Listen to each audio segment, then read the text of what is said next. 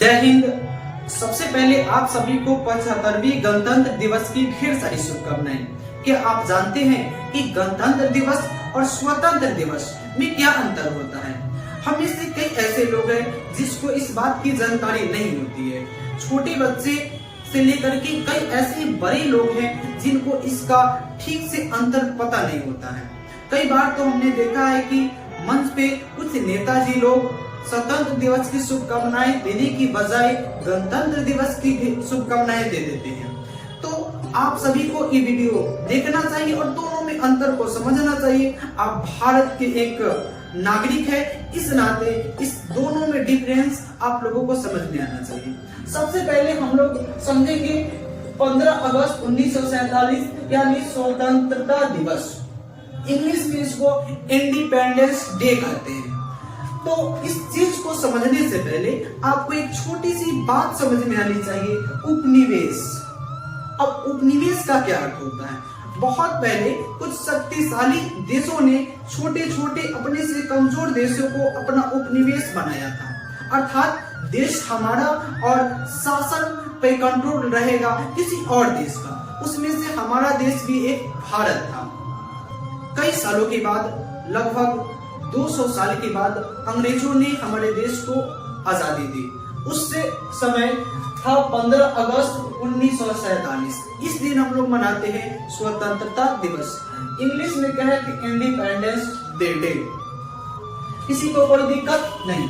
अब देखो, जब हमारा देश आजाद हो गया, किसी भी देश को चलाने के लिए एक नियमावली, एक संविधान की आवश्यकता होती है। इस देश का संचालन कैसे हो, इसके लिए लगभग 2 वर्षों के बाद हम लोगों ने एक संविधान डॉक्टर भीमराव अंबेडकर के नेतृत्व में बनाया गया और ये संविधान बनकर तैयार हो गया 26 नवंबर 1949 को। इसको हम लोग संविधान दिवस कहते हैं या हम लोग संविधान दिवस मनाते हैं, कॉन्स्टिट्यूशन डे। उसके बाद 26 जनवरी 1950 को ये जो संविधान बना था 26 नवंबर 1949 को, इसको लागू कर दिया गया 26 जनवरी 1950 को। तो इस दिन हमारा संविधान लागू हुआ था।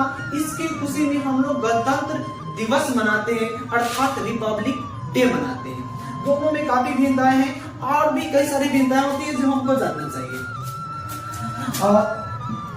हम लोग के दिमाग में एक बात होती है जो बचपन में हम लोगों ने सीखा था कि गणतंत्र दिवस या स्वतंत्र दिवस 15 अगस्त या 26 जनवरी। हमारे दिमाग में बचपन में बस यही बात रहती थी, इस दिन झंडा फहराया जाता है, स्कूलों में सांस्कृतिक कार्यक्रम होती है और हम लोगों को जिलेबी मिलता है, बस इतना ही पता था।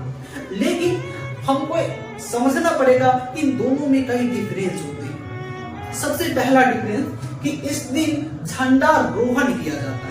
यानी आप इस बात को गौर किए होंगे, झंडा फहराने के समय तो झंडा इस दिन नीचे से ऊपर ले जाया जाता है और तब उसको फहराया जाता है। इसका नाम दिया जाता है झंडा रोहण। जबकि 26 जनवरी 1950 को झंडा ऊपर ही बंधा होता है और सिर्फ उस दिन उसको फहराया जाता है। तो इस दिन झंडारोहण होती है संविधान के हिसाब से और इस दिन झंडा फहराया जाता है। पहला डिफरेंस समझ में आया। दूसरा, ये फहराया जाता है लाल किले पे, जबकि ये फहराया जाता है राजमार्ग पर। इसको फहराते हैं भारत के जो प्रेजेंट में प्रधानमंत्री होते हैं और इस पे को फहराते हैं 26 जनवरी 1950 को, जो भारत देश का राष्ट्रपति होते हैं वर्तमान का। इस दिन वो हम लोग बहुत धूमधाम से सेलिब्रेट नहीं करते हैं, इस दिन झंडा नहीं फहराया जाता। उम्मीद करते हैं कि आपको ये बात समझ में आई होगी। जय हिंद।